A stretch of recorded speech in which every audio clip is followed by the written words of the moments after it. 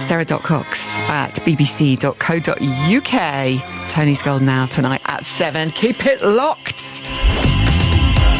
I can't even tell you how giddy excited I am to speak to our first guest this morning. He's the lead singer of a band who have sold 110 million records across 11 albums. They have their 12th album out today. It is called Diamond Star Halos. Good morning from Def Leppard. It's Joe Elliott. Hello, Joe. Good morning. How are you? I'm great. More like, how are you, Joe? Because aren't you fresh off stage? Yeah, there you are. Look at you. I am actually. Good morning. Yes, we just played the Whiskey A Go-Go, the legendary Whiskey A Go-Go on the Sunset Boulevard in Los Angeles. Do you know, it makes me so happy that these places are still going and still such great venues.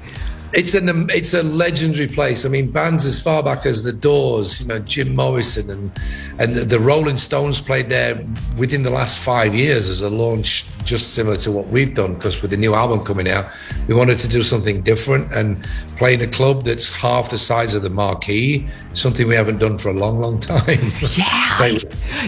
Did it kick right off? It must have been it kicked off. Yeah, it was great. You have to walk through the crowd to get onto the stage. So, whatever bits of clothing you've got left when you get on there, you hang on to the best you can. Oh, this is absolutely incredible. How was it to play some of the songs from the album up there?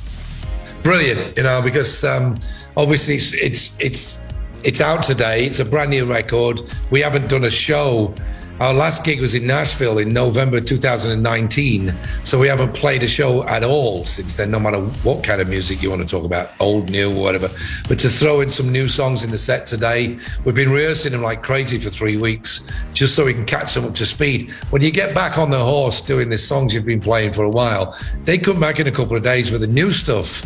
You have to tattoo the lyrics on the inside of your eyelids. It's crazy, but you get there in the end. Oh, brilliant! Tell us about the album. I mean, the fans have been so patient. Seven years it's taken, but you have said that if it hadn't been for lockdown, it might not have happened. Yeah, well, the truth is we've actually been sitting on this album for the best part of 18 months. We didn't want to release it into the middle of a full-on pandemic.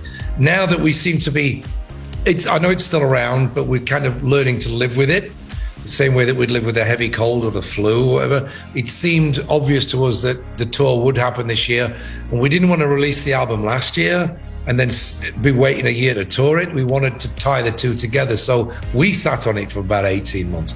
But the album was born the day the pandemic, the lockdown happened. Everybody was supposed to come to my studio in Dublin, Ireland for 4 weeks and just for a bit of fun, see what we had. But that got cancelled, so we decided to try doing that particular session in like 100% remotely, which we've dabbled in the past, but never done obviously at 100%.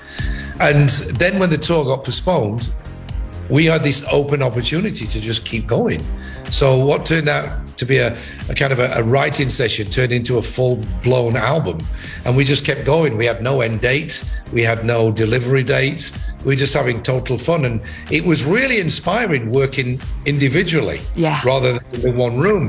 Instead of having 5 alpha males fighting and vying for space, everybody's left to their own devices to just come up with songs. And we came up with 15 songs, and for us, it's a career-defining record. 45 years into our career to do an album that we believe is this good and this, vibrant is pretty impressive, I think.